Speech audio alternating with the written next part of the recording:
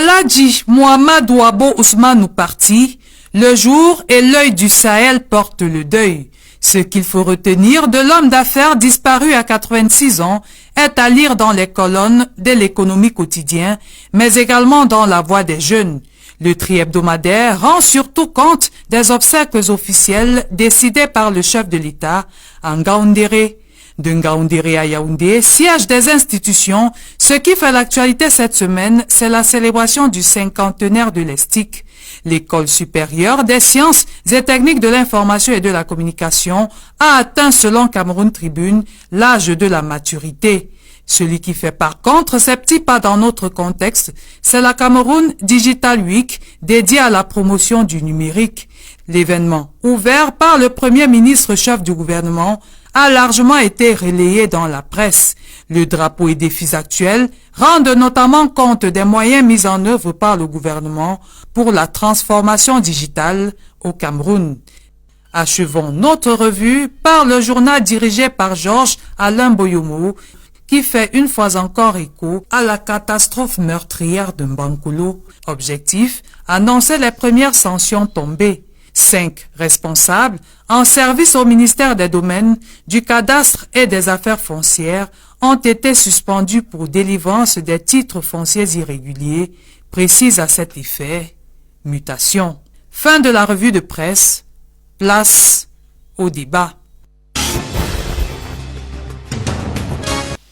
Mesdames, Messieurs, bonsoir.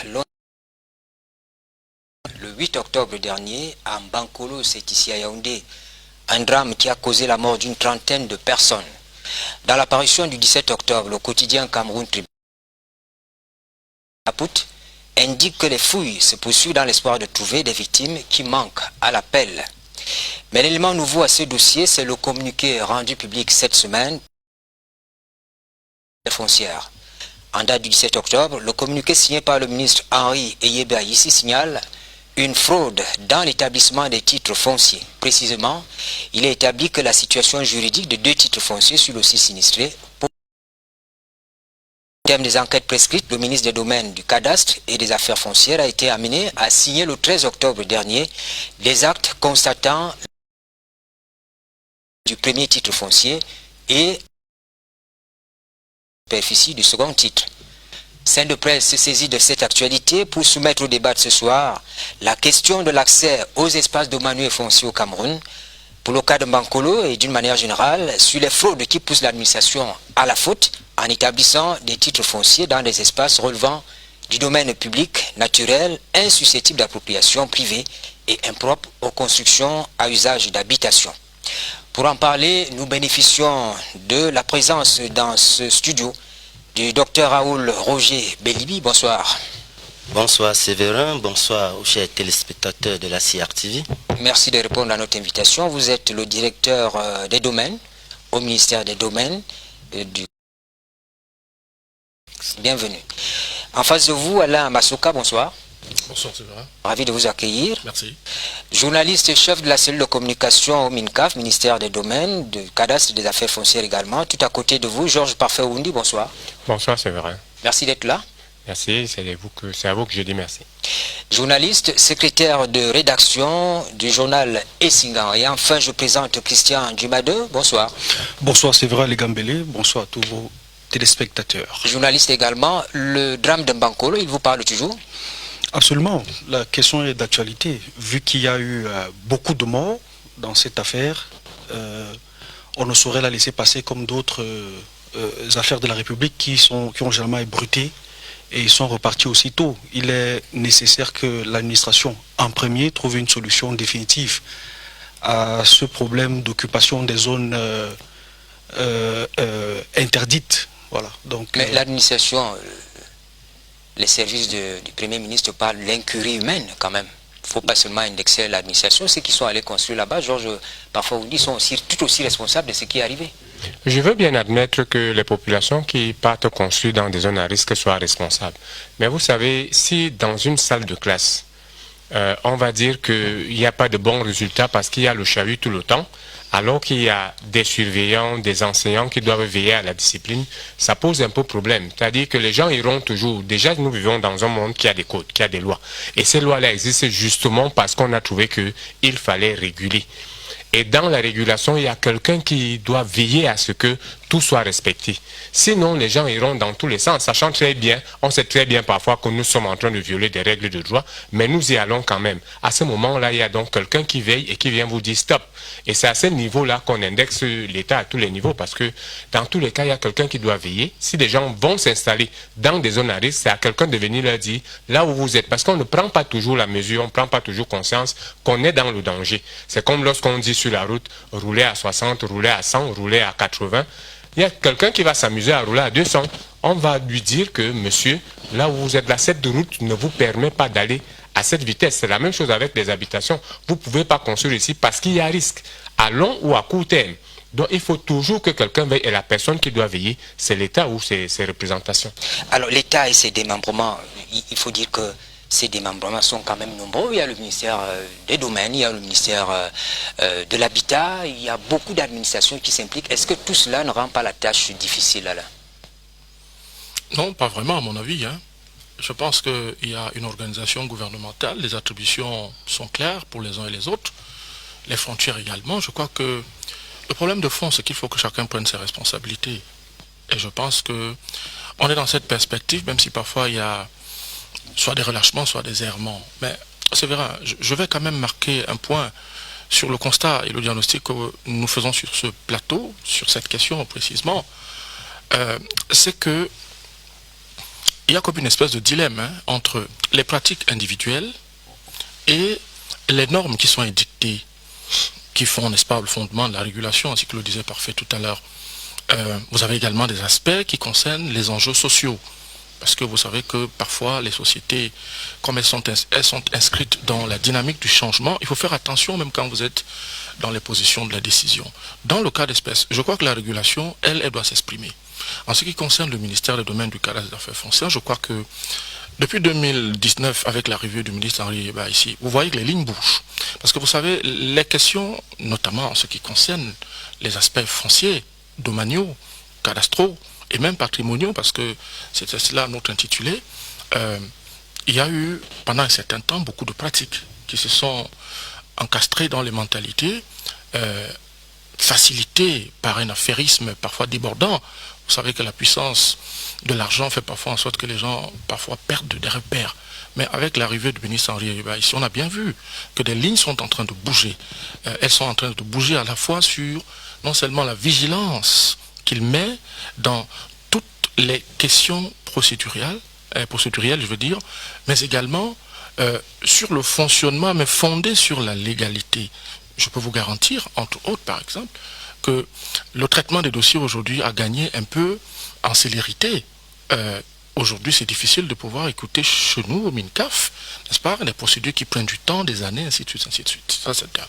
De deux, les pratiques de corruption, chez nous, on ne va pas dire qu'elles n'existent pas, mais il faut savoir que lorsque nous avons l'information sur ces pratiques, écoutez, le ministre Henri Yeba ici, dans les mesures qu'il prend au quotidien dans cette administration, il est expéditif et réactif.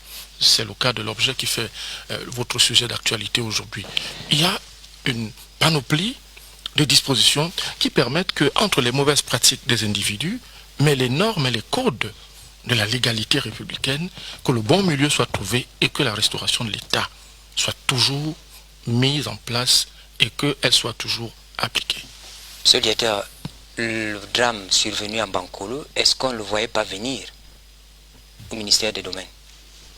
On n'avait jamais prévu ça, on ne se posait pas de questions. Il n'y a pas que Bankolo, il y a d'autres zones aussi. Oui, c'est vrai. Au niveau du ministère des Domaines, nous nous occupons beaucoup plus des procédures et nous veillons à ce que, autant que faire se peut, des documents ne soient pas délivrés à des endroits interdits. Il est donc parfois difficile pour nous de voir, de dire est-ce que nous voyons venir, l'administration est assez organisée, il y a des administrations qui s'en occupent, on voit venir. Chacun, dans sa sphère de compétences, prend les mesures nécessaires.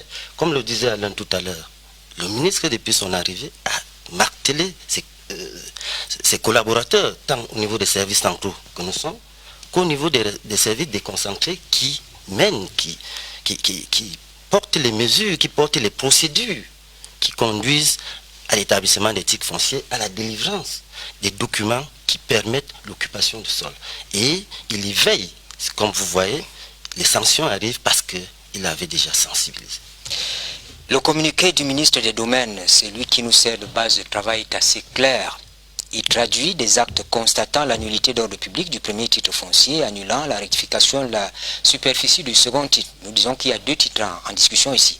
Le ministre rappelle par ailleurs que l'accès aux espaces domaniaux et fonciers du Cameroun est garanti pour tout citoyen et pour toute autre personne selon le statut du terrain et des modalités d'appropriation prévues par les textes en vigueur pour promouvoir une propriété foncière juridiquement sécurisée et stable à l'effet d'assurer à l'ensemble de la population les conditions nécessaires pour l'accès à la terre. Et on dit bien que c'est une politique qui est recommandée par le président de la République.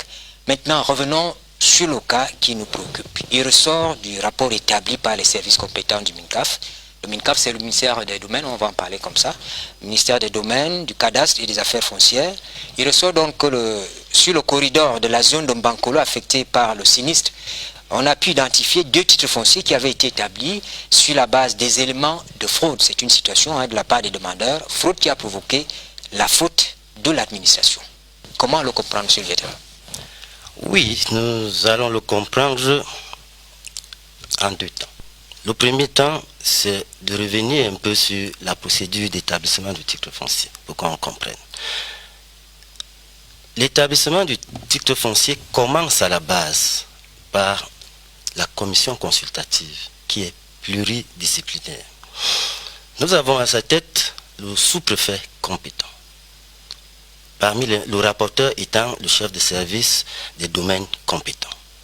À la suite, nous avons le service du cadastre comme membre et le représentant soit du ministère de l'Habitat et du Développement urbain en zone urbaine, soit le représentant du ministère du Minader en zone rurale, et nous avons les représentants des notabilités traditionnelles, c'est-à-dire le chef et 2 notables.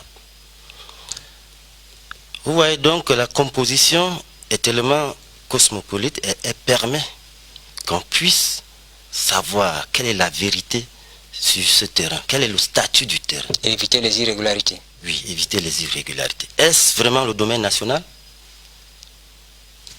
Oui, il y a, tout le monde peut le dire, et il y a les notabilités traditionnelles qui vont nous affirmer, oui, c'est le domaine national, mis en valeur par le demandeur ou pas. Ou alors jusqu'où le demandeur peut prétendre avoir un droit de propriété. Ça, c'est la première chose. Et ensuite, nous avons dans les différentes administrations permettent, selon leurs compétences, de cerner les usages de ce site-là. Est-ce que ce site est propice à l'habitat si nous sommes en zone urbaine? Est-ce qu'il est propice aux cultures si nous sommes en zone rurale? Est-ce qu'il n'y a pas est-ce que cette zone n'a pas été déclarée zone à risque? Donc, nous avons le MINAT à travers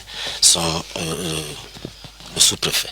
Alors, une fois que cela a été fait et que le dossier est validé, le titre foncier est délivré après publication au bulletin des avis domaniaux et fonciers.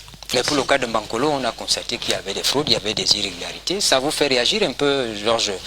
Tu parlais tout à l'heure, Georges Parfait, tu parlais de cette administration, ces administrations qui doivent se mettre ensemble pour établir des responsabilités, que chacune puisse jouer son rôle.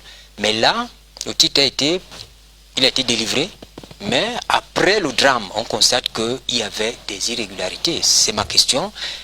Justement, Souverain, Alain a parlé tout à l'heure des usages. C'est-à-dire qu'il y a la loi, il y a la lettre, et puis il y a les comportements des hommes qui sont chargés de faire respecter cette loi-là. Et généralement, lors de l'établissement des sites fonciers et toutes ces commissions qui descendent, il y a beaucoup d'argent qui circule aussi. Ça fait qu'il n'est pas toujours possible, à la fin, d'avoir la vérité. J'aurais voulu ajouter la vérité vraie sur les déclarations des uns et des autres. Parce que vous voyez, il arrive que, comme il est de coutume dans les zones où les gens font ces transactions foncières, là où les chefs même sont contestés, vous allez voir un titre foncier qui est contesté par les membres d'une famille, justement parce qu'il y a eu un tripatouillage au début. Mais comment on arrive à le faire? Parce que le directeur nous déroule la composition des équipes techniques. Le directeur donne la norme. Est-ce qu'on arrive? Et maintenant, dans la pratique, il y a des micmacs qui se font entre les membres de toutes ces commissions-là, qui font qu'à la fin, on se retrouve parfois avec des gens, et il y a eu des problèmes, généralement, vous savez, Singansui un peu, tout ce qui se passe au ministère du cadastre. Il y a eu des moments où on a retrouvé des gens qui avaient une immatriculation directe et qui ne justifiaient pas de l'autochtonie dans cet endroit. Or, c'était la base à l'époque. Et vous voyez qu'il y a donc, et c'est parce qu'il y a eu beaucoup d'argent qui a circulé, il y a eu des gens qui se sont montrés faibles devant toutes ces grosses sommes d'argent et qui ont réussi à acquérir ces papiers officiels en violation de la loi. Or, au départ, si vous allez seulement vérifier les papiers, ils sont en règle. Les papiers sont en règle parce qu'il y a eu des déclarations. Ces déclarations-là sont donc faites sur quelle base? Juste sur une base de corruption. Et tout, ça peut arriver. Et c'est des choses qui sont très difficiles à combattre au quotidien. On peut comprendre la difficulté du personnel du ministère des Domaines à ce niveau-là, parce que quand l'argent a déjà circulé, quelqu'un est prêt à vous dire tout et n'importe quoi. Ah oui, et ce n'est pas étonnant, c'est vrai, qui plus de 50% des problèmes de justice, soit de querelles foncières, c'est parce qu'il y a un ensemble de pratiques de corruption et autres qui se l'accès à la terre, c'est déjà déjà un enjeu important. Il faut peut-être, on va mettre de l'argent, on va mettre tout ce qu'on veut, mais l'accès à la terre, c'est un enjeu important pour les sociétés modernes que nous sommes. Tout à fait. Vous continuez. Tout à fait. Donc, et je dis, il y a péril sur la terre. Parce que, je vous dis, tel que nous fonctionnons, il est très possible qu'il y ait qu'on s'achemine vers une sorte de soulèvement lié à ces problèmes de terre. C'est tellement légion dans nos quartiers, dans nos familles, que l'administration, à un moment donné, n'est plus la garantie de la sécurité pour avoir des terres. Vous avez dans un ministère comme le ministère du Domaine, où on attribue 2, 3 titres fonciers sur une même parcelle, et puis demain, c'est des conflits qui éclatent. Vous avez des personnes qui s'installent sur des zones à risque. C'est connu de tous. Parce qu'aujourd'hui, on parle du communiqué du ministre des Domaines. Je crois qu'on est en train de vouloir soigner la mort que de soigner la maladie. Ce sont des problèmes connus. C'est peut-être parce que Mbankolo est d'actualité que le ministre est allé un peu investiguer l'ensemble du périmètre concerné pour dénicher 2 titres fonciers frauduleux. Mais c'est loin d'être la raison de la catastrophe à laquelle nous assistons en ce moment. Donc, pour dire que il faut, à un moment donné, que toutes les administrations concernées par des questions foncières prennent, à partir de ce moment, ce prétexte de Mbankolo pour résoudre les problèmes de fond qui se posent. La population semble sur Mbankolo aujourd'hui, alors que il y a une chaîne de responsabilité. Je n'entends pas beaucoup le maire de la ville se prononcer sur la question. Or, Yaoundé a beaucoup de zones à risque occupées. Les mairies et autres, c'est assez alarmant. Et je me dis, si on veut traiter ce dossier comme on le traite généralement, tous les, entre guillemets, les buzz qui éclatent et s'en vont le lendemain, on en sera encore là, à se retrouver ici pour parler, pour faire le même débat avec les mêmes responsables qui nous expliquent comment le ministre a pris une décision, le ministre a décidé de retirer des titres fonciers, le ministre a fait ceci, a fait cela. Monsieur le directeur, vous allez revenir sur les aspects techniques pour qu'on comprenne la décision du ministre exactement. Je crois que Alain, il va absolument parler. Non, je crois qu'il faut apporter quelques rectificatifs. D'abord, on ne fait pas un travail parcellaire, on ne fait pas un travail, j'ai envie de dire quoi, pour impressionner, non. Au MINCAF, il y a une dynamique, en tout cas, de ce que je peux répondre en tant que modestement responsable de la communication. Il y a une nouvelle dynamique au MINCAF. Sur les questions des procédures, je crois qu'il y a un élan de restauration des pratiques conventionnelles. Ce qui était un peu, on a le sentiment, c'est mon avis personnel, comme dans une espèce de prise d'otage des individus. L'une des lignes de cette dynamique, c'est la restauration de la légalité. le ministère des Domaines prend ses prérogatives. Je voulais le rassurer que sur ce point-là, je crois que beaucoup de Camerounais sont bénéficiaires. Nous n'en parlons pas tout le temps, nous pouvons le faire quand nous le voulons. Ça, c'est la première chose. Au-delà de la dynamique, et justement, dans le prolongement de cette dynamique, il est question de pouvoir rappeler à tout moment, quand cela s'impose, ce que l'État du Cameroun... Et non quand les catastrophes l'imposent. Non, pas forcément. Pas forcément, justement. C'est pour ça que je voudrais quelque peu relativiser. Pour vous dire que si vous suivez notre actualité, vous allez remarquer, quand vous regardez la météo médiatique, notamment, en l'occurrence, parce que ce n'est pas les seules actions de communication que nous essayons d'entreprendre, vous allez remarquer que nous sommes en alerte quasiment de manière permanente.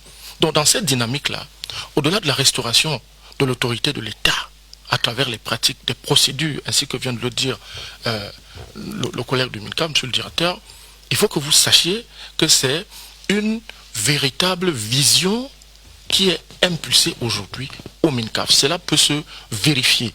Que ce soit sur le respect des procédures, parce qu'elles existent, bon ou mauvais, c'est elles qui existent et c'est elles qu'on applique. Dès que le cas d'échéance se présente, nous le faisons.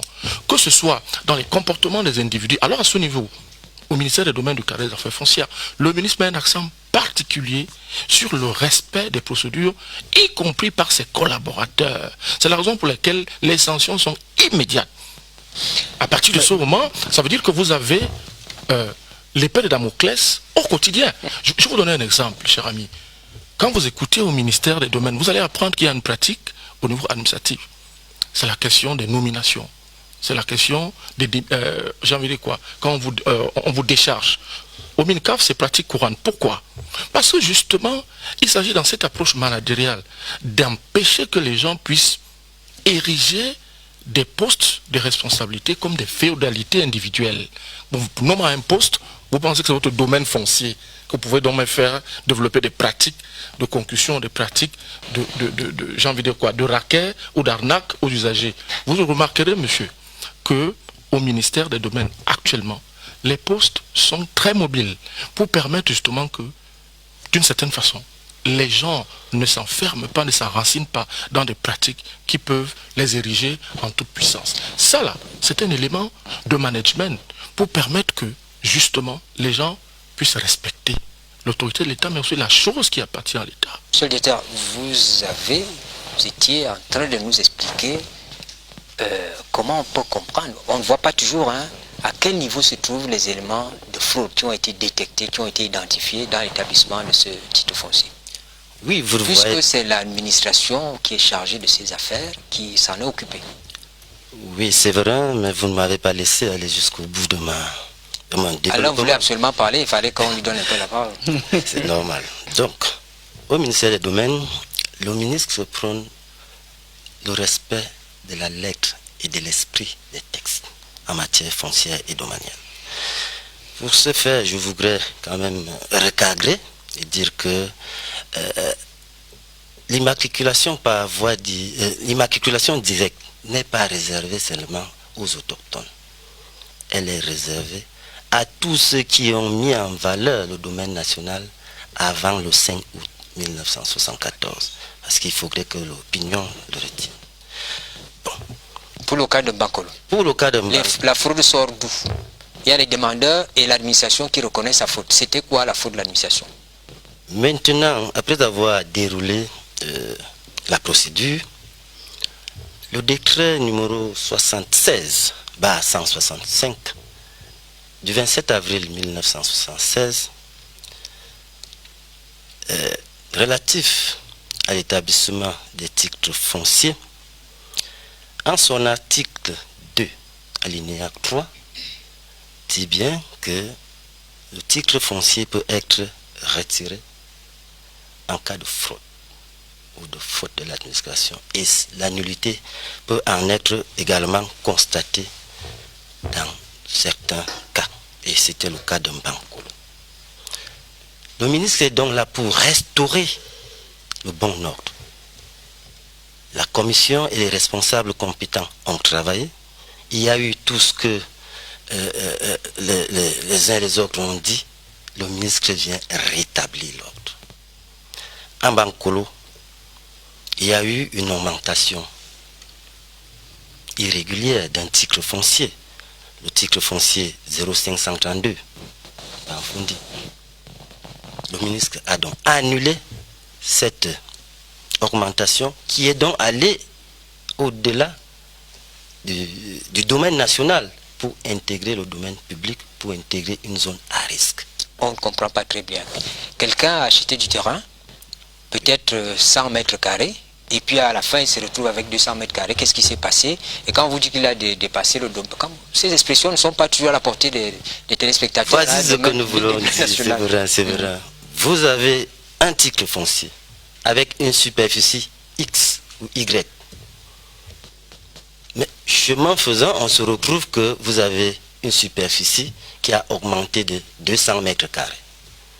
Alors, est-ce une procédure régulière qui a abouti à cette augmentation? C'est l'enquête qui révèle que non, il n'y a pas eu la procédure idoine. C'est-à-dire, comme on a dit, il y a dû avoir des tractations sournoises qui ont donc abouti à l'augmentation irrégulière de la superficie. C'est la raison pour laquelle le ministre annule, donc lui qui est l'autorité du ministère des Domaines, du cadastre et des affaires foncières, annule cette augmentation irrégulière. Maintenant, l'autre titre foncier qui, lui, par contre, dont la nullité a fait l'objet d'un constat de nullité, parce qu'il a été établi dans la zone déclarée à risque dans le domaine public. C'est la raison pour laquelle on constate la nullité, parce qu'il est nul. Il est réputé n'avoir jamais existé.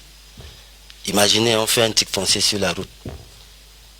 C'est un titre foncier, c'est un papier, mais on vient juste constater qu'il est nul, parce qu'il est nul de par la nature de la procédure qui a fait en sorte qu'il soit établi.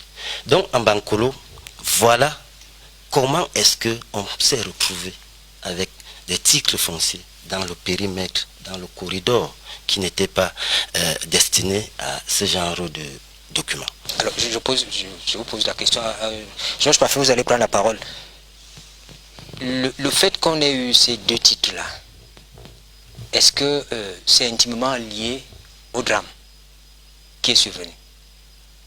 Non, pas vraiment. Pas vraiment, non. Écoutez, le ministère des Domaines, à la vérité, ne vient pas, en notre sens, régler toute la compréhension sur le lieu du sinistre. Peut-être que le ministère s'est investi cette fois-ci parce qu'il y avait déjà un drame et les gens commençaient à parler. Mais c'est vrai, vous avez commencé à dire... Quelle est l'opportunité de cette communication? Vous l'avez dit vous-même tout à l'heure, la question de l'annulation ou du retrait des titres fonciers dans d'autres localités. Ouais. A-t-on eu besoin d'avoir des morts? Je crois pas. Je vous ai dit qu'on est dans une dynamique. Il y a une vision qui est claire en termes de gestion. C'est vrai. Évoquons les aspects du faux. Il n'y a pas 2 ou 3 jours, moi j'ai regardé sur une chaîne concurrente, je crois que c'était à Douala, je ne sais pas dans quelle ville, des gens qui ont constitué un réseau de faux titres fonciers. On les a vus à la télévision. C'est-à-dire que ce que je veux dire, c'est que la pratique du faux est usuelle dans notre société. Le problème n'est pas à ce niveau. Parce que dans notre société, on est capable de faire beaucoup de choses, de mauvais. Moi, je voudrais plutôt apporter une autre lumière sur un point précis. Monsieur le directeur des domaines a été clair sur la question de la procédure. On le dit sans cesse, pas parce qu'on le dit en Bankolo aujourd'hui. Nous le disons tous les jours. Je vous le dis tous les jours. Toutes les occasions que nous avons pour pouvoir passer le message. Ce que je veux dire simplement, c'est que la question du faux, par exemple, on dit titre foncier, mais nous on parle d'irrégularité, on parle de régularité. La question c'est, les titres fonciers qui aujourd'hui sont constatés irréguliers, ont-ils emprunté le chemin de la procédure? C'est la question. Ces titres qu'on évoque aujourd'hui, M. le directeur l'a relevé tout à l'heure, est-ce que les étapes de la procédure ont été observées? Cela me surprendrait. Quand bien même cela aurait peut-être été fait, Parfait l'a dit, c'était un aspect spécifique, s'il y a une question de collision d'intérêts par d'autres moyens. Et c'est le cas, puisqu'il y a des collaborateurs sanctionnés. Oui, je suis encore sur la fraude, cher ami. Je suis encore sur la fraude. J'ai envie de dire ici que les titres fonciers peuvent être délivrés parce qu'elles ont fait fi en faisant fi de la procédure. Les arrangements sont possibles. Et dans ce cas d'espèce, parce que là on est dans le cas de la fraude, ainsi que le prévoit les textes, dans ce cas d'espèce, même l'agent du MINCAF qui lui s'est retrouvé coupable dans cette collision, il est frappé. C'est ça l'objet de cette décision. C'est-à-dire qu'il y a une dimension de parité entre la fraude qui implique la faute de l'administration. L'un et l'autre sont frappés dans le cas d'espèce. Les fraudeurs, les usagers qui ont peut-être utilisé les voies de fraude, c'est pas très difficile. Il peut y avoir des arrangements individuels qui font fi de la procédure. Ça me surprendrait beaucoup que cette procédure ait été respectée. Donc les arrangements sont possibles par le biais de l'argent, par le biais des, j'ai envie de quoi, de convenances sociales, familiales, personnelles. Donc cela est possible. Donc quand moi j'entends parler de titre foncier, je pense qu'il faut qu'on parle d'un titre foncier qui a respecté d'abord la procédure. Au cas où ce n'est pas le cas, dans ce cas, si jamais un agent de MINCAF se retrouvait dans la collusion, lui-même est exposé, à travers sa responsabilité, par les sanctions qu'il encourt. On y est, on le fait tous les jours, on ne l'a pas seulement fait en banque. Oui, c'est vrai, j'ai envie de dire que nous parlons beaucoup du titre foncier et des procédures pour acquérir un titre foncier. Ce n'est pas à proprement parler le titre foncier qui a causé les morts de Mbankolo. Ce qui a causé les morts de Mbankolo, c'est que des gens se sont installés dans une zone à risque, et je mets même risque entre guillemets, parce qu'en principe, s'il n'y avait pas eu ce lac suspendu au-dessus, que personne n'a jamais contrôlé, ou contrôlé la fiabilité du mur, on n'aurait pas vraiment su que c'était une zone à risque, parce que ce n'est pas une pierre qui a déboulé d'une colline, telle qu'on le voit. Le truc, l'affaire est à un autre niveau, c'est qu'il faut une veille. Il y a des services déconcentrés. Il y a les communes, comment on les appelle, les collectivités territoriales décentralisées, qui doivent assurer une veille. Parce que, pour prendre le cas de Yaoundé par exemple, il y a ce qu'on a appelé à l'époque une ligne verte. Par exemple, au-dessus de laquelle, sur les collines, sur les hauteurs de Yaoundé, on ne devait pas avoir des constructions d'habitation. Mais ces lignes-là sont violées depuis un moment. Et pour vous dire le peu, c'est pas n'importe qui construit là-bas. On voit le style de maison qui est à ces endroits-là, ce n'est pas des petites constructions. Or, normalement, il était dit que ces zones-là étaient des zones interdites d'habitation. Donc, à ce niveau-là, si on se met à parler de la procédure du site, il y a des quartiers à Yaoundé qui n'ont même pas de titre foncier où des gens vivent. Il n'y a jamais eu d'éboulement, il n'y a jamais eu ci ou ça, mais les gens sont là. En attendant qu'on ait constaté si le titre était bon ou pas. Le truc est que les gens construisent sur des zones à risque et personne ne leur dit rien. Parce qu'il n'y a pas de la veille. C'est ça. Si les services de mairie, qui doivent normalement délivrer des permis de bâtir à tout individu qui voulait se bâtir une maison, faisaient leur travail et sillonnaient les quartiers et toutes ces zones-là pour savoir que ici, tel ne doit pas construire. Et même là où c'est constructible, est-ce qu'il a le permis de bâtir? Quel est le plan de la maison qu'il va bâtir ici? Quels sont les matériaux qu'il va utiliser? On n'assisterait pas à ces effondrements d'immeubles à gauche, à ces éboulements à droite et tout le reste. Donc si on restait seulement sur la procédure d'acquérir un titre foncier, il y a des gens qui vivent sans titre foncier, mais qui ne connaissent pas des éboulements, qui ne connaissent pas le... C'est cette veille-là qu'il faudrait instaurer. Les services déconcentrés du ministère des Domaines, les services du cadastre et des mairies, parce que le mairie a souvent son petit service de cadastre. Si ces services-là faisaient exactement leur boulot dans ces quartiers à risque-là, par exemple seulement sur les hauteurs de Yaoundé, on n'allait pas avoir, et qu'il y a encore d'autres risques à ce jour-ci. J'ai eu vent d'un document qui circulait entre la mairie de la ville et le ministère de l'Habitat qui signalait les zones à risque dans tous les arrondissements de Yaoundé. Oui, ce qui nous amène à parler des titres, c'est justement que c'est des zones déclarées impropres à l'habitation. Malheureusement, dans ces zones, il y a des gens qui ont quand même... Sauf que les gens sont déjà là et il va maintenant falloir penser à une procédure de délocalisation, ce qui n'est pas le plus simple.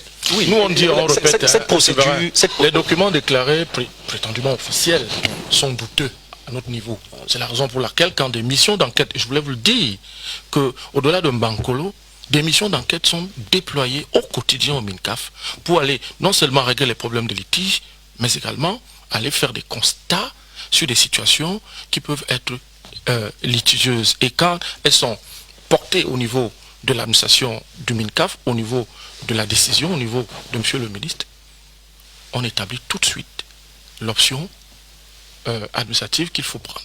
Sauf que ces constats-là ne sont pas toujours suivis d'action. On a vu des croix de Saint-André qui ont fait 10 ans sur les mêmes maisons et les gens habitent toujours. Mais ça, c'est les permis de conduire. Non, les permis de bâtir.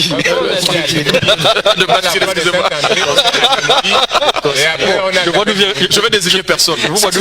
C'est d'un domaine qui ne concerne pas le ministère des Domaines, du cadastre et des affaires foncières. Oui, monsieur Lété, avant qu'on passe peut-être... Oui. La fraude, vous avez longtemps parlé de fraude. La fraude peut avoir plusieurs visages. Elle peut être constatée par le juge, comme elle peut être constatée par l'administration. Je vous donne un exemple pour que vous compreniez ce qu'on appelle la fraude en matière foncière.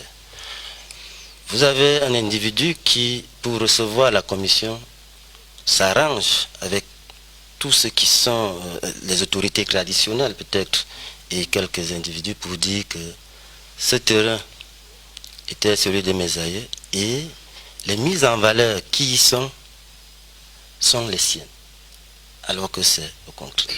Et tout le monde dit ok, c'est ça. Même la commission n'y voit. La commission va le noter. Oui, non, elle n'y voit que du feu et elle va dire ok, toutes les personnes ici sont d'accord sur le fait que ce sont ces mises en valeur, alors la procédure d'immatriculation directe va se poursuivre. Et là, l'État est induit en erreur. Il est induit en erreur. Et lorsque le véritable, celui qui est légitimement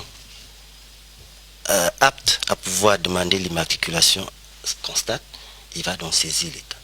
On va parler de fraude du bénéficiaire qui a entraîné la faute de l'administration. Voilà ce que je voulais que vous compreniez. L'un des faits marquants de l'actualité de cette semaine, c'est bel et bien le cinquantenaire de l'ESTIC, l'École supérieure des sciences et techniques de l'information et de la communication. Un événement grandiose qui a pu établir un lien intergénérationnel entre les diverses promotions de l'ESTIC. On a également, à travers cet événement, on est arrivé à promouvoir l'excellence dans l'enseignement des métiers de l'information et de la communication. Je voudrais vous proposer de regarder le directeur de l'ESTIC, le professeur François-Marc Mojom. Nous célébrons l'excellence. Nous voulions que le président de la République, qui nous a fait l'immense honneur d'accepter de parrainer ce cinquantenaire, voit ces images et soit fier de nous. Je pense que nos équipes ne s'en sont pas si mal sorties et j'en suis très heureux. Très heureux.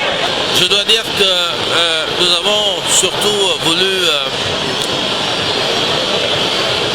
saisir l'occasion pour, avec les pays qui ont contribué à la fondation de l'ESTIC, saisir l'occasion pour nous féliciter de l'évolution de cette institution. Une institution qui aura formé de nombreux journalistes, non seulement au Cameroun, mais dans les pays frères comme le Tchad, le Gabon, la RCA, le Rwanda, qui auront été avec nous les premiers à décider de mettre sur pied cette institution de formation des journalistes. Alors vous avez noté la présence avec nous des membres du gouvernement de la Centrafrique, du Tchad et des représentants du Gabon qui sont venus également prendre part à cette célébration et j'ai également tenu à les remercier d'avoir répondu à notre invitation. Ça a été l'occasion pour tout le monde d'exalter le rôle qu'aura joué l'ESTIC dans la formation des journalistes et aussi de souligner l'évolution du cadre académique de cet établissement qui n'est plus uniquement arrivé au journalisme, mais d'autres filières se sont ajoutées au journalisme initial. Ça a été rappelé par le recteur de l'université. Alors, ça a été également pour moi l'occasion de rappeler un certain nombre de principes qui sont nécessaires au métier du journalisme. Je pense qu'au moment où aujourd'hui on constate des dérives, des dérapages dans l'exercice de ce métier, il est bon que les journalistes en formation ou ceux qui sont déjà sur le terrain ne s'écartent pas de l'éthique et de la déontologie du journalisme. Il en va de la crédibilité de ce métier qui est important. Il en va de la noblesse de ce métier qui est important dans la société. C'est ça qui va garantir le respect que l'on vous doit dans nos sociétés. Alors, j'ai très rapidement également saisi l'occasion, au nom du chef d'État, pour rappeler ces principes à nos journalistes. Il y a bien évidemment aussi le grand défi du moment qui est la digitalisation. Il faudrait que nos journalistes s'approprient aujourd'hui la digitalisation dans l'exercice de leur métier. Je rappelle que le président de la République était représenté à cette célébration par le ministre René Emmanuel Sadi que vous venez d'entendre, qui resituait donc le cinquantenaire de l'ESTIC dans son contexte. Mais tout à côté de lui, il y avait le ministre de la Communication du Tchad et celui de la RCA. Et ils ont profité de leur passage à Yaoundé pour vivre les moments forts du cinquantenaire de l'ESTIC. En même temps, ils ont discuté avec les responsables de la CRTV, ils ont visité la radio, la maison de la radio et le centre de production en baladeur. On va écouter les deux membres du gouvernement venant de la Centrafrique et du Tchad. L'objectif de cette visite ici au sein de CRTV qui s'est arrimé par rapport à la cérémonie marquant le cinquantenaire de l'ESTIC, qui est une institution internationale de la sous-région. Le mobile de cette visite aujourd'hui au sein de CRTV, c'est de voir dans quelle mesure nous pouvons approfondir nos relations, surtout dans le domaine de la communication, et mutualiser aussi les efforts au niveau de la sous-région, au niveau de la CEMAC déjà. C'est pour ça que nous avons eu échangé avec l'équipe de CRTV pour voir comment est-ce qu'on va faire pour essayer de mettre en place un acte administratif qui pourra nous permettre de travailler la main dans la main au niveau de la sous-région pour la montée en puissance de la communication déjà au niveau de la sous-région et au niveau du continent. Célébrer la coopération régionale et transmettre les salutations du chef de l'État tchadien à son homologue le président Paul Biya, au peuple et au gouvernement du Cameroun pour l'excellente relation qu'il y a entre les deux peuples. Et l'exemple a été la réussite de l'ESTIC, qui est une école régionale, et ça a été l'occasion de notre venue ici. Nous en avons profité pour justement discuter aussi avec un certain nombre d'autorités camerounaises, et notamment la CRTV, pour que nous mettions en place un certain nombre de programmes communs d'échange en termes de ressources humaines, en termes de changement de programme, parce que les deux peuples sont contigus et ils sont les mêmes. Et nous avons donc proposé un projet d'accord de partenariat entre la CRTV et l'Office national des médias audiovisuels du Tchad, l'ONAMA, et on espère que ça va prospérer pour le bien vraiment des deux peuples, et aussi dans le cadre de la technologie, puisque le Cameroun est avancé notamment dans le cadre de la mise en de l'analogique au numérique. Donc c'est autant de questions qu'on souhaiterait qu'ils soient pragmatiques et qu'ils puissent être rapidement mises en œuvre. C'est l'enjeu majeur de notre discussion aujourd'hui. Selon le ministère des Domaines, du Cadastre et des Affaires foncières, les conflits fonciers représenteraient 85% des affaires enrôlées au niveau des juridictions administratives et 65% pour ce qui est des juridictions judiciaires. La catastrophe survenue en Bankomo relance en quelque sorte le débat sur la délivrance des titres fonciers irréguliers. L'administration est pointée du doigt et accusée de délivrer des titres fonciers sur des espaces marécageux et sur les montagnes. Samson Lieutenant, vous le savez aussi, hein, on estime que c'est vous qui créez tous ces désordres-là. Le cas des 127 titres annulés à Campo sur le site de l'exploitation des mines nous parle encore. Oui. Est-ce que le ministère des Domaines n'est là que pour régler des problèmes qui ont été créés en amont?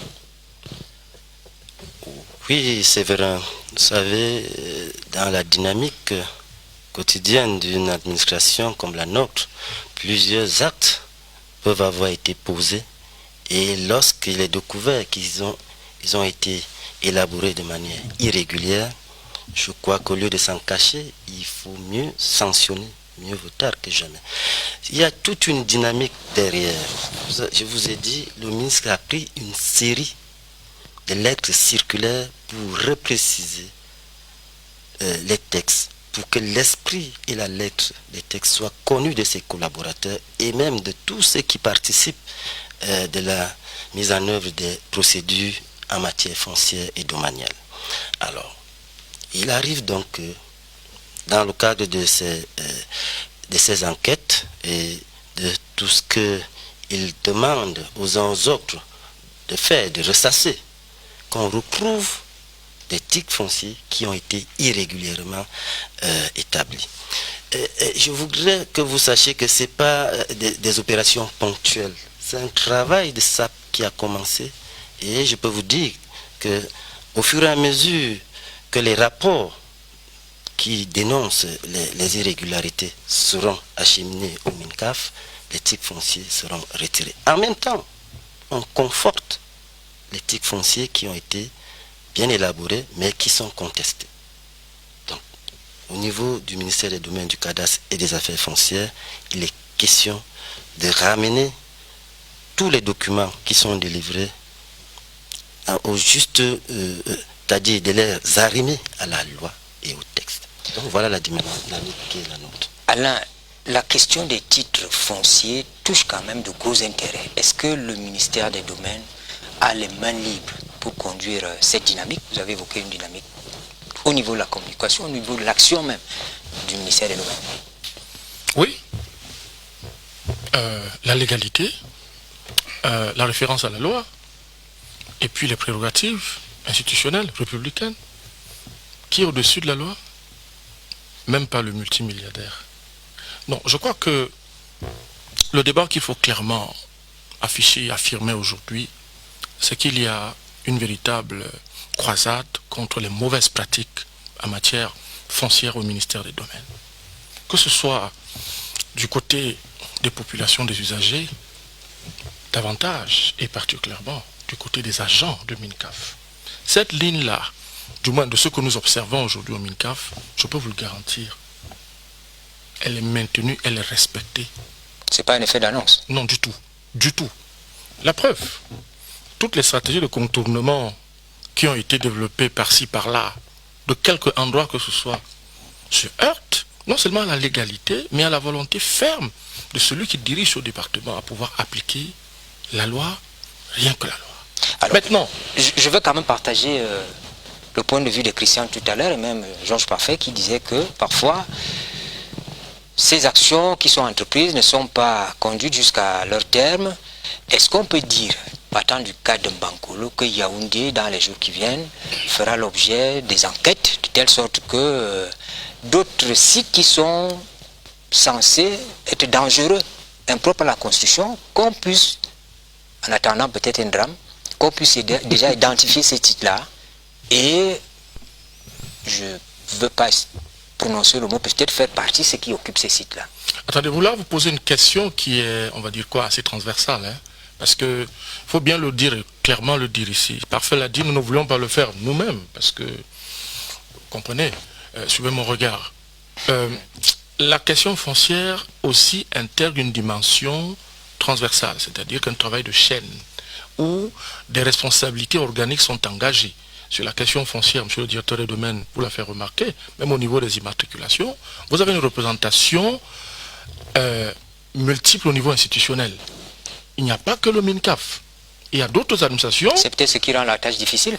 Bon, le MINCAF peut avoir l'impression de vouloir travailler, entreprendre des actions, mais parce que les autres administrations ne bougent pas, ça ne marche pas. Nous ne le disons pas clairement, nous disons que nous prenons nos responsabilités. Le ministère des Domaines assure et assume ses responsabilités.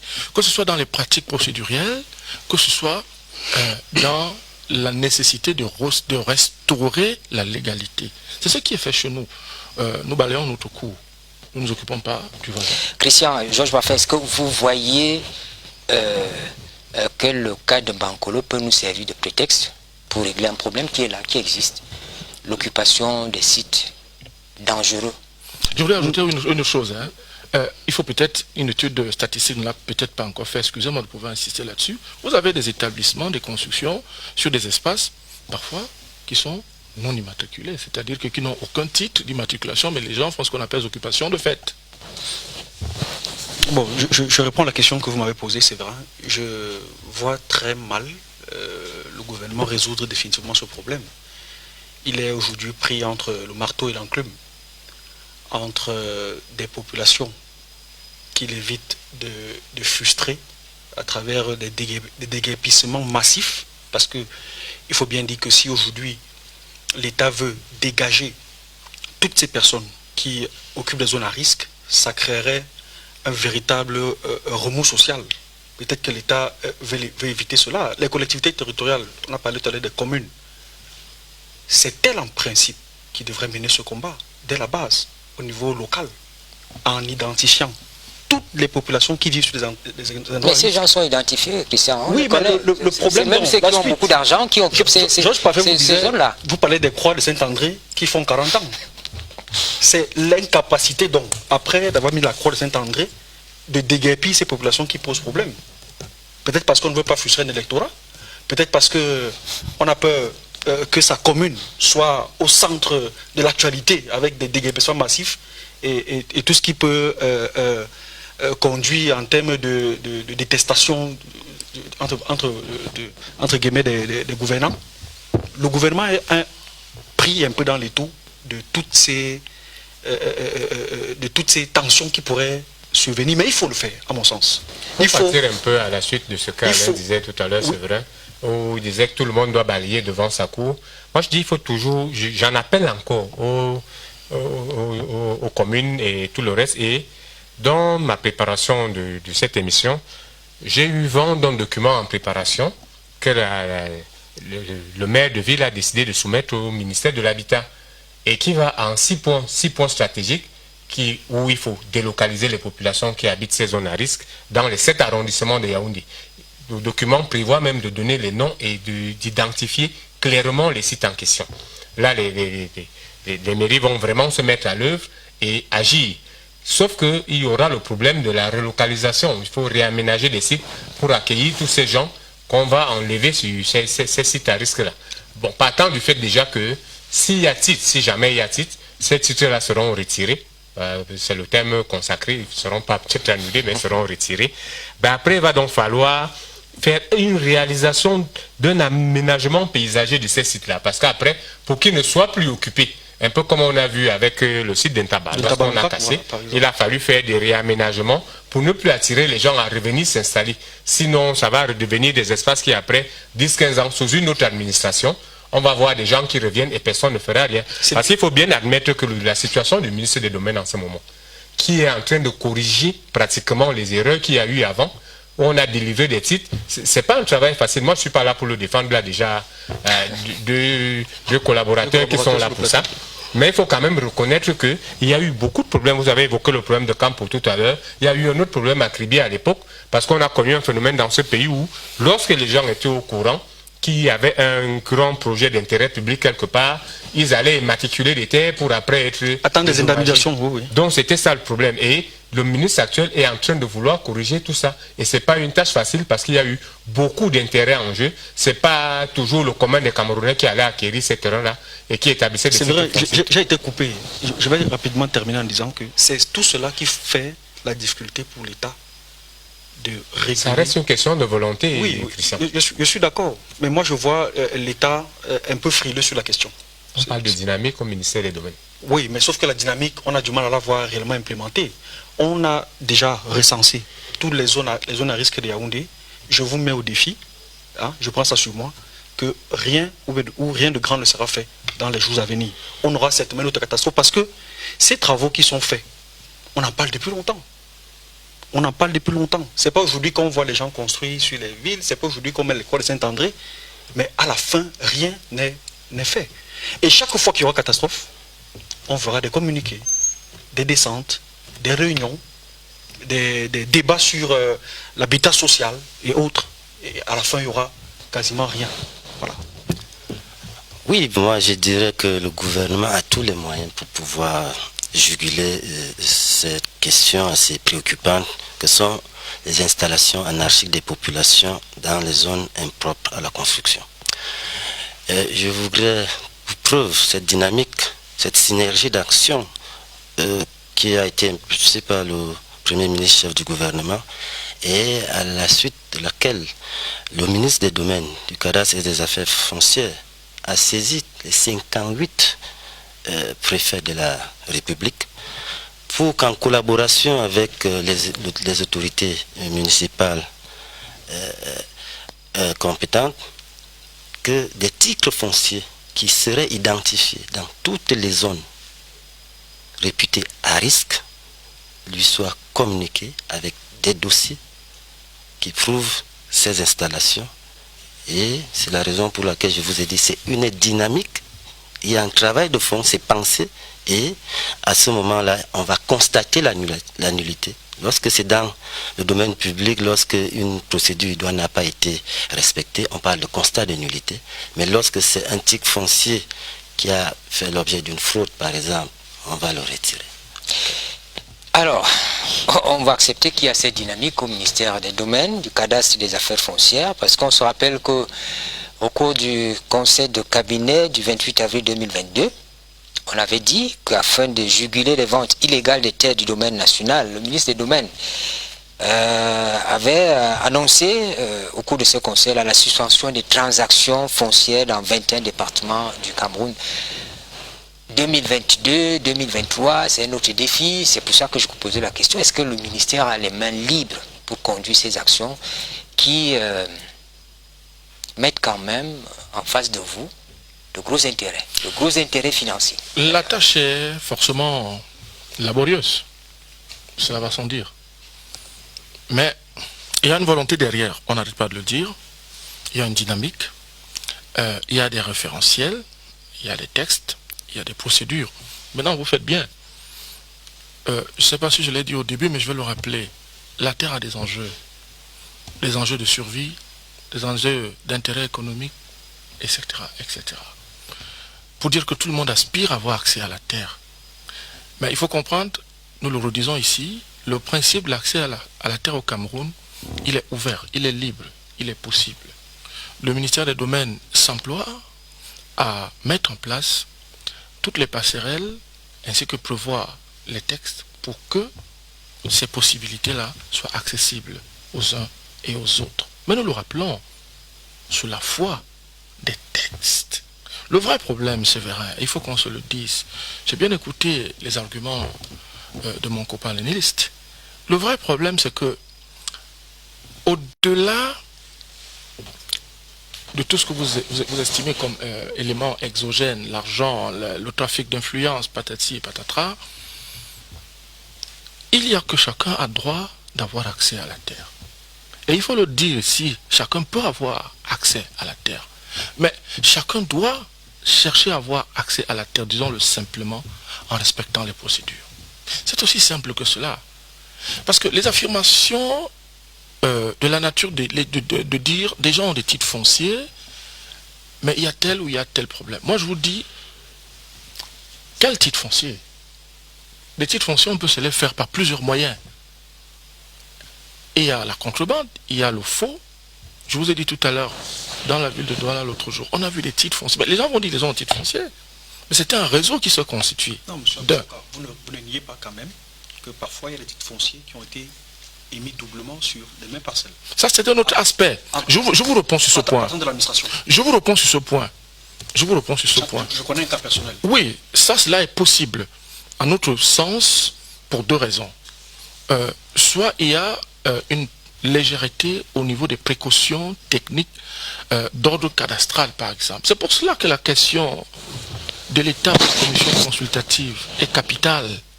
Parce que quand la commission descend, elle a la possibilité de faire établir si l'espace est occupé ou pas.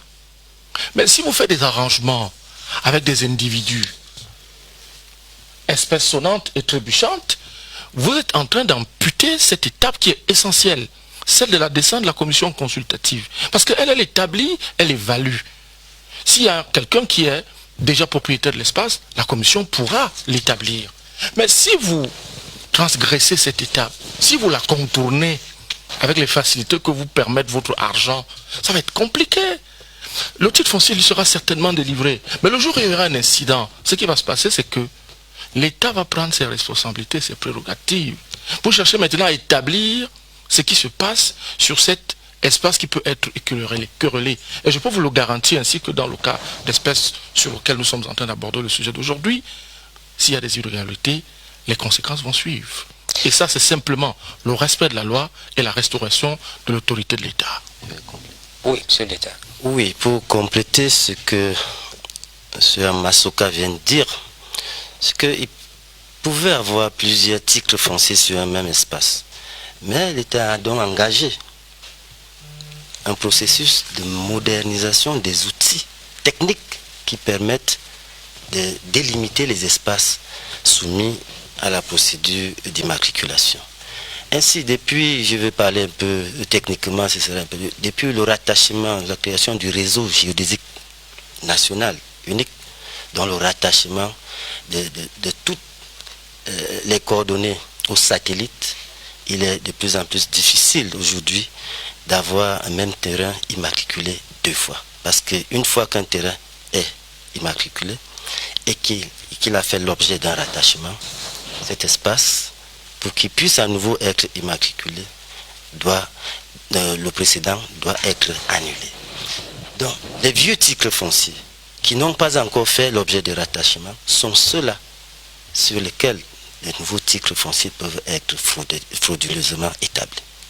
Alors, monsieur le directeur, je voulais qu'on revienne sur la suspension des transactions foncières dans 21 départements qui avait été annoncée en 2022. Est-ce que techniquement, cette action-là a commencé sur le terrain? Oui, elle a bien commencé. Il y a un filtre au niveau du ministère. Maintenant, il faut des autorisations. Et je peux même vous dire que le nombre a augmenté. Nous sommes au-delà de 21 départements. Et cela permet de resserrer un peu la frénésie à l'immatriculation, à l'accaparement des terres. Permet de voir si la collectivité est régulièrement constituée. Ce processus permet également de voir si les espaces convoités ont été mis en valeur. Si ces espaces ne sont pas trop grands par rapport au projet envisagé, vous ne pouvez pas dire que vous voulez 5000 mètres carrés pour construire une maison qui a une valeur de 10 millions. Donc, pour vous dire qu'on commence à voir des fruits de cette dynamique qu'a impulsé le ministre depuis 2021, et je peux vous dire qu'on a limité l'accès à cette terre aux personnes qui n'y ont pas droit. 50 ans après la première édition au Kenya, les assemblées annuelles du groupe de la Banque mondiale et du Fonds monétaire international ont pu se tenir cette année en Afrique, précisément à Marrakech, au Maroc. Le Cameroun y était représenté par le ministre des Finances, Louis-Paul Motazé, et le ministre de l'Économie, Alamine Ousmane Mey. Une occasion de réaffirmer l'engagement de notre pays dans la voie des réformes conformes au programme conclu avec le FMI aux besoins d'une croissance inclusive. Regardons le ministre des Finances, Louis-Paul Motazé, sur la participation du Cameroun à ces assemblées annuelles. Il faut rappeler que le Cameroun fait partie des États membres du FMI et de la Banque mondiale, et lorsque ces deux institutions organisent des réunions comme celle-ci, il s'agit de ce qu'on appelle les assemblées annuelles. Il est normal que tous les pays membres y participent, et c'est dans ce cadre que le chef de l'État a bien voulu que le ministre de l'Économie et moi-même participions à ces assemblées. Le directeur Afrique du FMI a félicité la délégation camerounaise pour les efforts qui ont été faits, a appelé la délégation camerounaise à jouer le rôle que cette délégation joue dans le cadre de la CEMAC, parce que voyez-vous, si le programme économique du Cameroun ne réussit pas, il ne faut pas s'attendre à ce que le programme économique de la CEMAC réussisse. Bon, on a surtout essayé de voir ce qui pourrait apparaître pour certains comme la quadrature du cercle, c'est-à-dire que vous avez des dépenses sécuritaires financées, parce que nous avons encore cette crise sociopolitique que vous connaissez, qui entraîne beaucoup de dépenses sécuritaires. Au même moment, on vous demande de ne pas accroître votre dette, mais vous savez aussi que le prix du pétrole est encore en train de repartir vers la hausse, et s'il repart vers la hausse, ça veut peut-être dire que si on n'augmente pas les prix à la pompe, il faudra encore payer des sommes extrêmement importantes pour ce que nous appelons le soutien, c'est-à-dire les subventions que nous payons pour que le prix à la pompe n'augmente pas. Ça veut dire qu'on a encore besoin de pas mal de ressources, plus particulièrement le Cameroun, comme tous les autres États de la CEMAC d'ailleurs, et entrer sous programme avec le FMI dans les années 2017. Je n'ai pas envie de revenir sur le détail de ces programmes, mais il faudrait peut-être rappeler, parce qu'on a tendance à l'oublier, que nos pays avaient atteint un niveau de crise qui était extrêmement fort, au point où on commençait à envisager une dévaluation du franc CFA. On a tendance à l'oublier. Et le président Biya, d'ailleurs, a appelé ses frères, les autres chefs d'État d'Afrique centrale. Ils se sont rendus à Yaoundé, le FMI était présent, etc., etc. Et il a été décidé à ce moment-là que les États de la CEMAC devaient tous conclure un programme avec le FMI. 2 étaient déjà sous programme, la RCA et le Tchad, mais il a été demandé que les autres concluent également ce programme. Et depuis ce temps, les choses se sont quand même améliorées. Hein. On parle de moins en moins de la dévaluation du franc CFA, ce qui est déjà un résultat somme toute appréciable. Maintenant, il y a d'autres problèmes qui se posent, la consolidation budgétaire, réduire les déficits, parce qu'il faut le comprendre, plus vous avez un déficit extrêmement fort, plus vous avez tendance à vous endetter pour combler les déficits.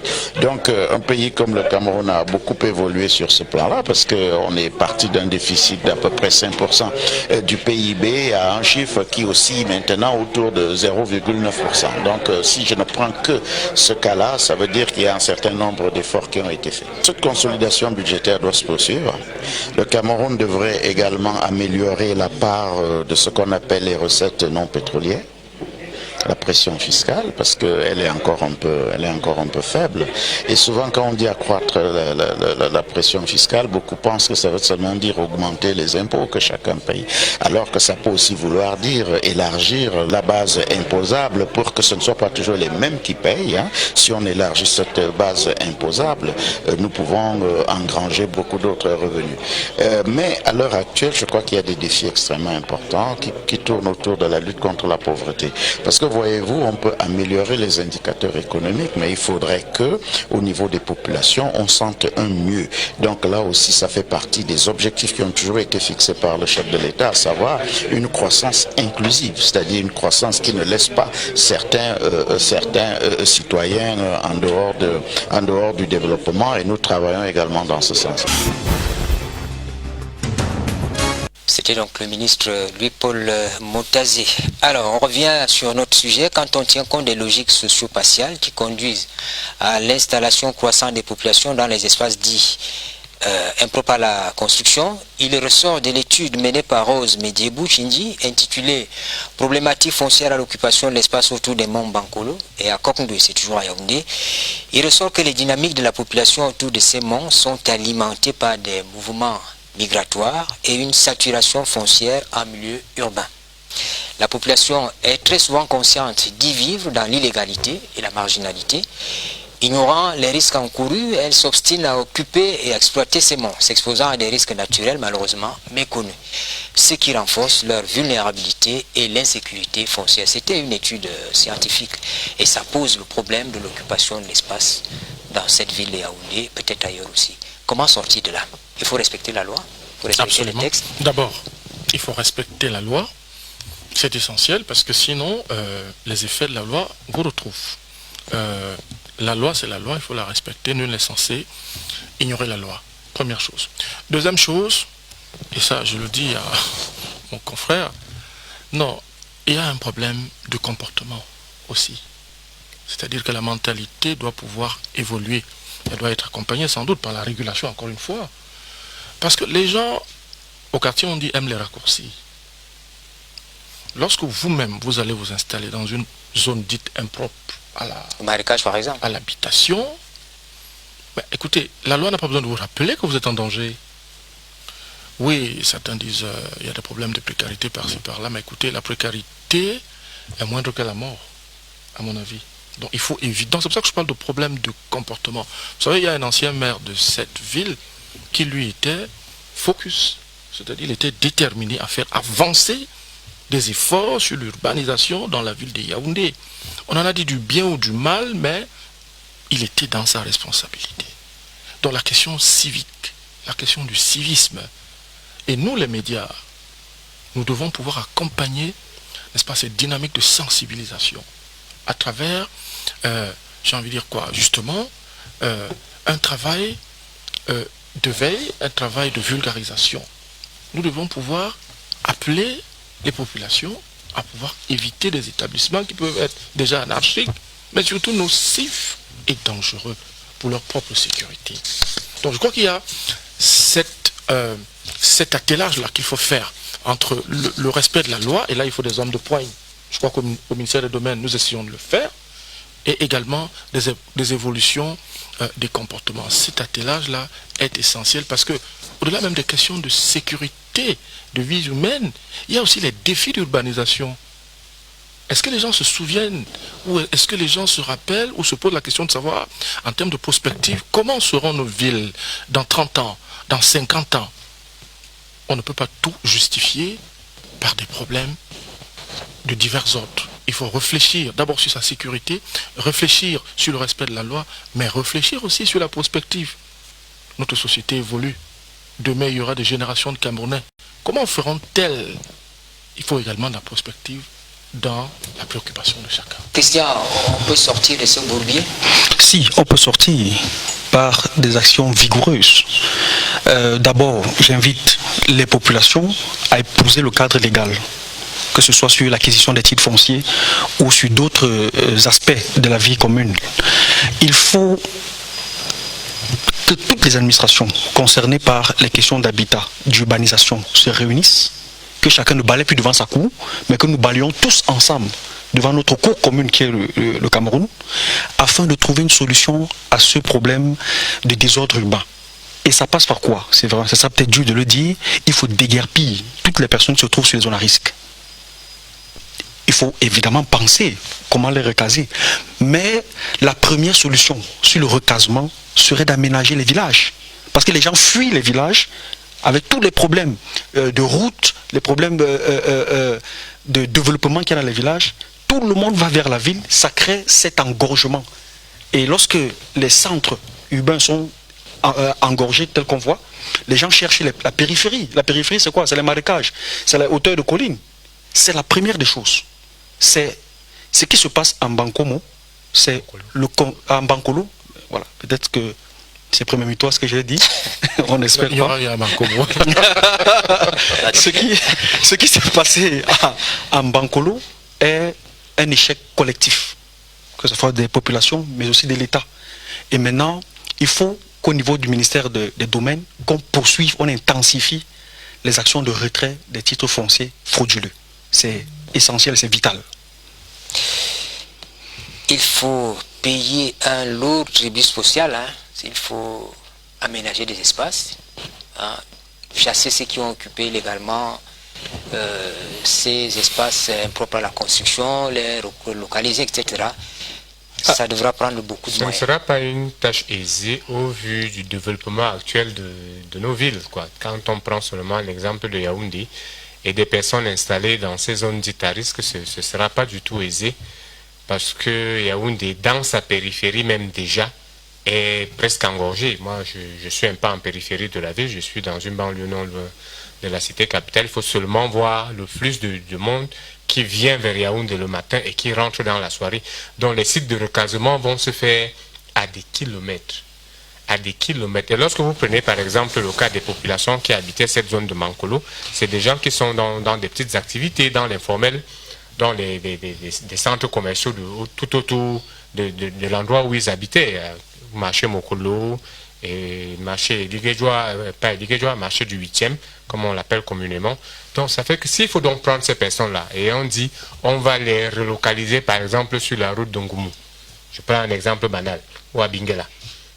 Vous voyez que ces personnes-là ce sont généralement des personnes à des revenus pas très consistants, donc qui mènent des petites activités économiques au quotidien là, et qui généralement aussi, parce que ces habitations là, il faut le dire, ne sont pas des habitations très solides, c'est-à-dire c'est des petits, comme on dit généralement au quartier, des coupés cloués. Le problème, c'est de faire un vrai programme d'urbanisation. Sauf que chez nous, lorsqu'on parle d'habitat social, on se demande bien à qui sert l'habitat social. Parce qu'il faut voir les appartements qu'on construit. Nous avons toute une société immobilière, mais allez voir qui y habite. Merci de le relever, Georges Parfait-Woundi. C'est encore... Même le simple enseignant, même déjà qui est un enseignant de l'État, ne peut pas habiter là parce qu'on y trouve même des secrétaires d'État qui ont rang de ministre qui sont encore dans des cités à notre niveau là. Donc c'est pas évident du tout. L'habitat social est tout au Cameroun sauf social. C'est même un habitat d'élite parce qu'on se vante bien d'occuper un appartement dans un cancique. Donc tout ça est vraiment... Il faut repenser toute une politique. La meilleure maintenant, ce que le Cameroun peut encore faire, c'est de faire comme le Nigeria a eu le courage de le faire, l'Égypte est en train de le faire, c'est de créer une autre ville. On peut créer un autre Yaoundé ailleurs. Et ça c'est possible. Délocaliser la capitale, c'est ça? Oui, délocaliser la capitale. Monsieur Lieta, vous êtes convaincu que votre administration va continuer le travail qui est engagé et qui peut porter des fruits, un travail salutaire d'ailleurs? Et pourquoi devrais-je dire non? Face au gros bras, vous pourrez dire non? L'État est le plus gros bras que je connaisse. Donc, à ce sujet, je voulais tout simplement dire, en prenant déjà à mon compte tout ce que les panélistes ont dit, qui va vers des solutions positives pour qu'on n'ait plus de télégrammes au futur.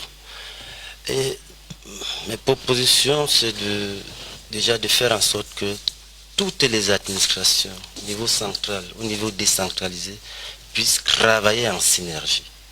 Chacun remplissant sa part par rapport à ce que, par rapport à ses missions. Je dirais, par exemple, en ce qui concerne les municipalités, qu'on puisse élaborer des documents de planification urbaine. Qu'est-ce que j'entends par là? Il faut un plan directeur d'urbanisme dans chaque ville. Il faut un plan d'occupation des sols dans chaque commune. Il faut des plans de secteur lorsque nous avons donc des zones comme celle-là, comme Bankolo. Quel est le plan? Comment on regresse? Comment on restructure?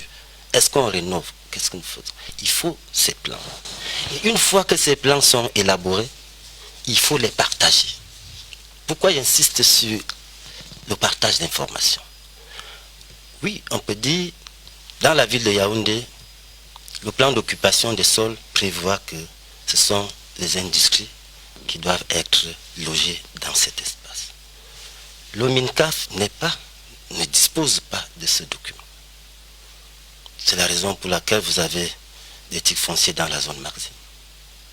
Donc il faut ce partage d'informations et à ce moment-là, lorsque les procédures liées à l'établissement du titre foncier seront engagées, tout le monde sera conscient de ce que, à cet endroit, on ne peut pas délivrer un titre foncier.